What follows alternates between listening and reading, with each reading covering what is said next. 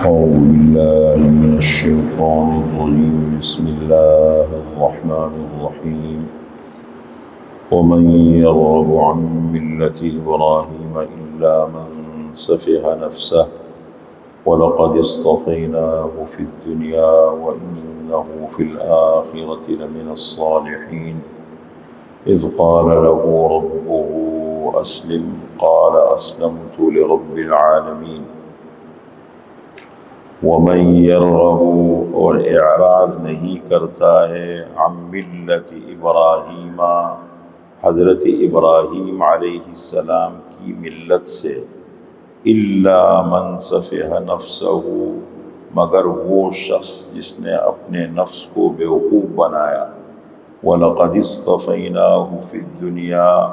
اور البتہ تحقیق چنا حضرت ابراہیم علیہ السلام کو ہم نے دنیا میں وَإِنَّهُ فِي الْآخِرَةِ لَمِنَ الصَّالِحِينَ اور بے شک وہ آخرت میں البتہ نیک لوگوں میں سے ہیں اذ قال له ربه اسلم جب فرمایا حضرت ابراہیم علیہ السلام سے ان کے رب نے اسلم فرما بردار ہو جا قال حضرت ابراہیم علیہ السلام نے فرمایا اسلمت لرب العالمین میں فرما بردار ہو گیا ہوں رب العالمین کے سامنے۔ یہ سورہ بقرہ کی آیت نمبر 130 اور 131 ہے،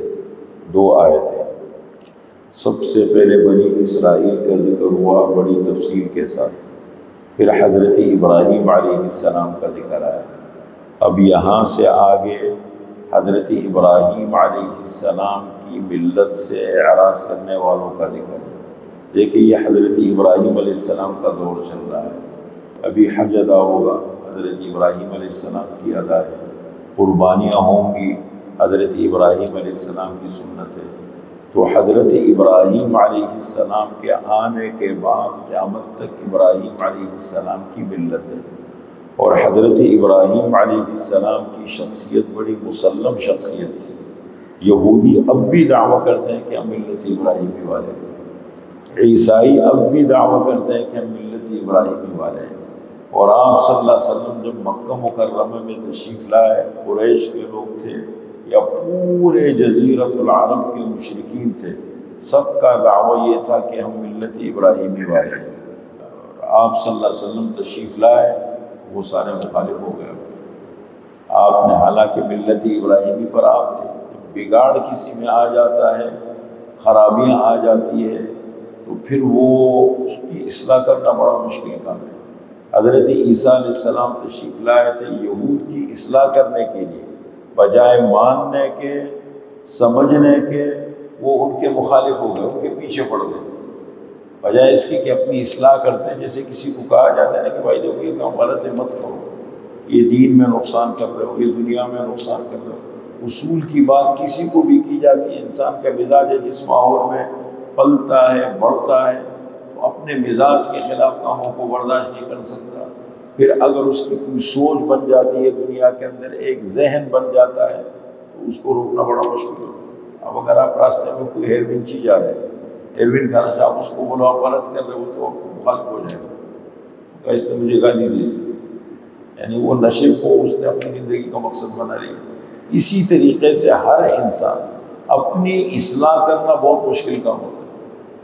اپنے آپ کو اس قابل بنانا ایک اصول ہے قرآن کریم کے اندر، اخبات کے معنی ہیں عاجزی،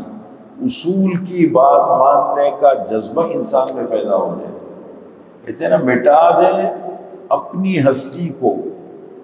اگر کچھ مرتبہ چاہے، کہ دانہ خاک میں مل کر گلی گلزار ہوتا ہے۔ جب تک بیج کو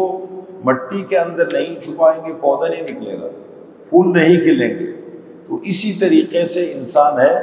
جب تک انسان میں عاجزی تواضع پیدا نہ ہو وہ آگے نہیں بڑھ سکتا۔ وہی لوگ دنیا میں ترقی کرتے ہیں ان میں ماننے کی صلاحیت ہوتی ہے، ماننے کا جذبہ ہوتا ہے، اپنی غلطیوں پہ نظر رکھتے ہیں۔ بہادر شاہ ظفر کہتے ہیں، نہ تھی حال کی جب ہمیں اپنی خبر، رہے دیکھتے لوگوں کے عیب و ہنر، پڑی اپنی برائیوں پر جو نظر تو جہاں میں کوئی برا نہ رہا۔ جب انسان فارغ ہوتے ہیں، ایک ہمارے ساتھی ہے پڑھتے ہیں ہمارے ساتھ، گاؤں گئے تھے، گاؤں سے آئے تو میں نے کہا گاؤں کا ماحول اچھا ہے شہر کا؟ تو کہتے ہیں گاؤں کا ماحول تو اچھا ہے لیکن ایک خرابی ہے، لوگ فارغ ہوتے ہیں، کام نہیں ہے، کام کاج نہیں ہے، فارغ بیٹھے رہتے، بس چھوٹے موٹے خرچے چل رہے اس سے گزار رہے، فارغ میں ہر وقت غیبت چل رہی ہے، ہر وقت حسد چل رہا ہے، ہر وقت جھگڑے ہیں، بڑھے۔ جب لوگ فارغ ہوتے ہیں، آپ نے دیکھے ہوگا کہ گھروں کے اندر خواتین ہوتی ہیں نا، یہ بیچاری گھروں میں بند رہتی ہے، گھروں میں ہوتی ہے، اپنی ایک محدود دنیا ہے، تو غیبت کا مادہ ان میں مردوں کے مقابلے میں زیادہ ہے۔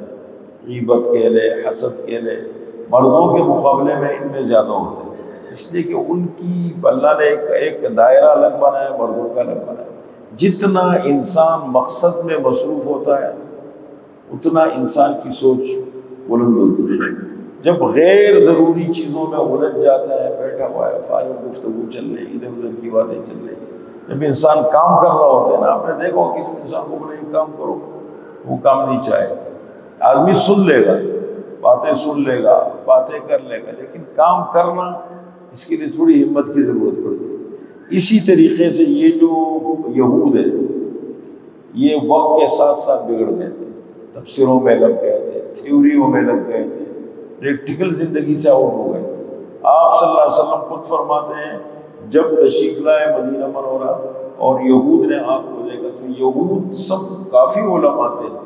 لیکن 10 علماء بہت بڑے بڑے جید علماء تھے، بڑے بڑے علماء تھے۔ آپ صلی اللہ علیہ وسلم نے فرمایا اگر یہ یہود علماء اقرار اور اعتراف کر لے دنیا میں ایک بھی یہودی نہیں رہے گا۔ اس میں صرف حضرت عبداللہ ابن سلام مسلمان ہو گئے، یہ بڑے علماء میں شمار ہو گئے۔ ان کا بھائی تھا عبداللہ ابن سلام کا، اس کے 2 بیٹے تھے، وہ بھی بہترین علماء تھے،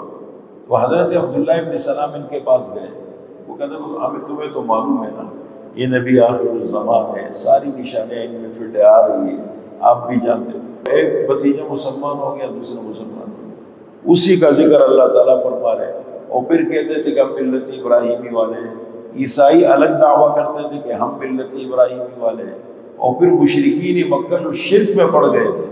وہ بھی ملت ابراہیمی ہونے کا دعویٰ کرتے تھے کہ ہم ملت ابراہیمی والے ہیں۔ ملت ابراہیمی والا کون ہے؟ اس کا ذکر یہاں سے شروع ہے، وَمَن يَرْغَبُ عَن مِّلَّةِ إِبْرَاهِيمَ، اور اعراض نہیں کرتا ہے حضرت ابراہیم علیہ السلام کی ملت سے، حضرت ابراہیم علیہ السلام کے دین سے، ان کی ملت سے منہ نہیں موڑتا ہے، اعراض نہیں کرتا ہے، پہلو تہی نہیں کرتا ہے، مگر کون کرتا ہے؟ الا من سفہ نفسہ، مگر وہ شخص جس نے اپنے آپ کو بیوقوف بنا لیا، حماقت میں ڈال دیا۔ اگر ایک آدمی مقصد کی پٹری سے اتر جائے اور حقیقت سے بے خبر ہو جائے تو بیوقوف ہو گیا نا۔